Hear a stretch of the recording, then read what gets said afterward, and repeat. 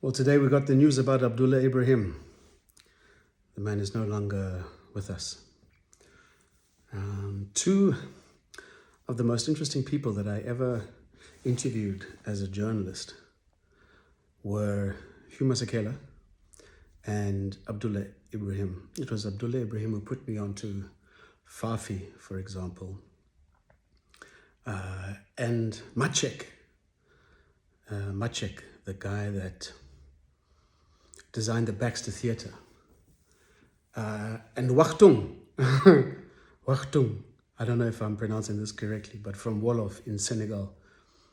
Wachtung is the gathering around for storytelling under the tree.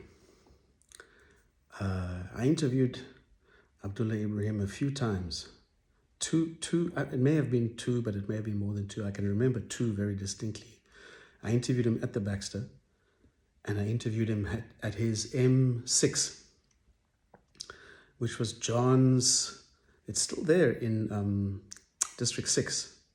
It used to be called the District's Cafe. Beautiful culture space, cafe downstairs, outdoor, beautiful stage, beautiful garden on multiple levels, like an unbelievable vision in the heart of the historic city center. And Abdullah Ibrahim had his M6, MI6, he had his M7 music school in there.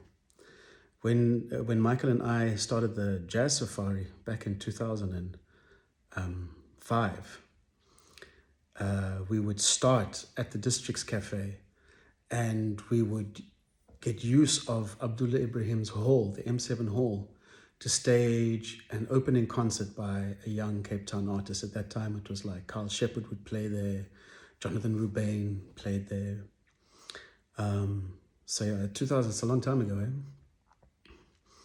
So I interviewed him as a young journalist in his music school as well. And, you know, there were a few things that were just incredibly striking about the man. The way that he explained it, he had two outfits that he wore. Those ones that you've seen him in, those Japanese-styled suits or costumes, not costumes, suits. You know what I mean? Outfit, all matching, all very sort of, you know.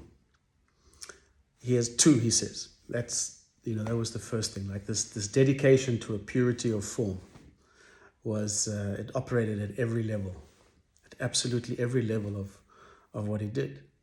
I also had the opportunity to do some work with this man. I didn't meet him for the work, but I was running something that was centered around him. I was in the background. And the people from Japan and South Africa who had to encounter this man daily told horror stories about what it is to work with this man. And in one of my interviews, I also saw it firsthand when he turned on somebody. Like Masekela did this as well. Like, wow, they could get set off. Yeah, you know, and there's, I think, some darker experiences, but the point of it all is like to, especially in a person's passing, just holding the complexity of what it is to be human, what it is to sit with all of our flaws, and to have such a regenerative effect on such a large number of people, and at the same time have such a destructive effect on, I don't know what the numbers are, it doesn't matter, but like just to have both a destructive and a really generative, creative effect at the same time. To be human is to be very complicated and to kind of still appreciate someone in spite of their flaws.